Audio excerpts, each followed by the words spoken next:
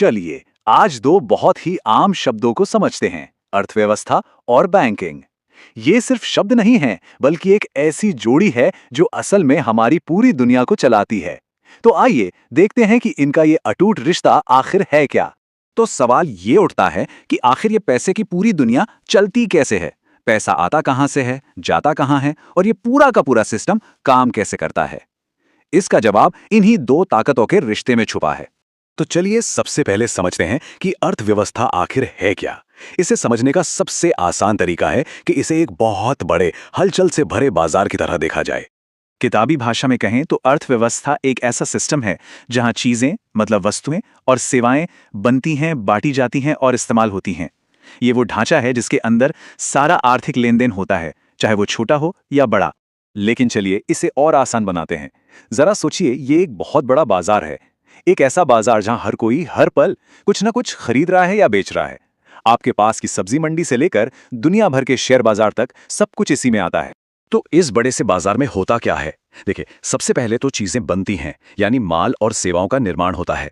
फिर जाहिर है उन्हें खरीदा और बेचा जाता है। अब जब ये सब होगा तो लोगों को काम भी मिलेगा, है ना, यानी नौकरियां बनेगी। और इन सबके बीच क्या घूम रहा है? पैसा, पैसे का लेन देन। और जब ये सारी चीजें एक साथ एक लय में चलती हैं, तभी देश आगे बढ़ता है, मतलब देश का विकास होता है। तो ठीक है, अर्थव्यवस्था हो गई एक बहुत बड़ा बाजार। पर इस पूरे बाजार में बैंकिंग का क्या काम है? भाई, बैंकिंग की भूमिका है पैसे को सही जगह पहुंचाकर उसे काम पर लगाना। अगर बिल्कुल सीधे सीधे कहें तो बैंकिंग का मतलब है लोगों से उनका पैसा जमा करना और फिर जिन्हें जरूरत है उन्हें कर्ज के तौर पर देना। ये पैसे को मैनेज करने का एक ऑर्गेनाइज्ड, एक भरोसेमंद तरीका है। बैंकिंग को समझने का एक और बहुत बढ़िया तरीका है। सोचिए, ये अर्थव्यवस्था की ब्लड सर्कुलेशन सिस्टम है। जैसे हमारे शरीर में खून हर हिस्से तक जरूरी चीजें पहुंचाता है ना, ठीक वैसे ही बैंकिंग सिस्टम पैसे को अर्थव्यवस्था के कोने कोने तक पहुंचाता है, जहां उसकी सबसे ज्यादा जरूरत है।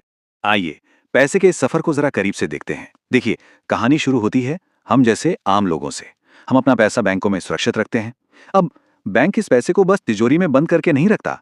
वो इस जमा किए हुए पैसे को उन लोगों को लोन या ऋण के रूप में देता है जिन्हें इसकी सच में जरूरत है। और यही लोन आगे चलकर बन जाता है निवेश। हो सकता है कोई इससे अपना पहला घर खरीद रहा हो, या कोई छोटा व्यापारी अपना बिजनेस शुरू कर रहा हो। और फिर इसी निवेश से नई नौकरियां बनती हैं, इकोनॉमी को रफ्तार मिलती है। तो अब चलिए इन दोनों को जोड़कर देखते हैं, और इनका रिश्ता सच में अटूट है। सच तो ये है कि एक के बिना दूसरा अधूरा है, लगभग नामुमकिन। ये तुलना देखिए, सब कुछ साफ हो जाएगा। अगर अर्थव्यवस्था एक शरीर है तो बैंकिंग क्या है? उसका ब्लड सर्कुलेशन। अर्थव्यवस्था वैल्यू बनाती है, चीजें बनाती है, तो बैंकिंग उस वैल्यू को एक जगह से दूसरी जगह पहुंचाती है, उसे गति देती है। अर्थव्यवस्था को बढ़ने के लिए पैसा चाहिए, यानी कैपिटल, और बैंकिंग वही कैपिटल मुहैया कराती है। देखा, ये दोनों एक दूसरे पर कितने ज्यादा निर्भर हैं। अब जरा एक पल के लिए सोचिए, क्या होगा अगर यह सिस्टम हो ही ना, मतलब बैंकिंग के बिना अर्थव्यवस्था बस थम जाएगी, रुक जाएगी। सोचकर देखिए, सारा पैसा एक ही जगह अटक गया है। किसी को लोन नहीं मिल रहा, कोई नया बिजनेस शुरू नहीं हो पा रहा, कोई इन्वेस्टमेंट नहीं हो रही, मतलब ग्रोथ जीरो। यहीं पर बैंकिंग का असली महत्व समझ आता है। तो सबसे जरूरी बात जो हमें याद रखनी है वो इस विचार में छिपी है, बैंकिंग अर्थव्यवस्था का इंजन है जो विकास को गति देता है। यह सिर्फ पैसे जमा करने या निकालने की जगह नहीं है, यह देश की तरक्की का पावर हाउस है, सच में। और ये सब हमें एक बहुत ही दिलचस्प सवाल पर लाकर खड़ा कर देता है। आज की दुनिया कितनी तेजी से बदल रही है ना, डिजिटल करेंसी आ रही हैं, नई नई टेक्नोलॉजी आ रही हैं।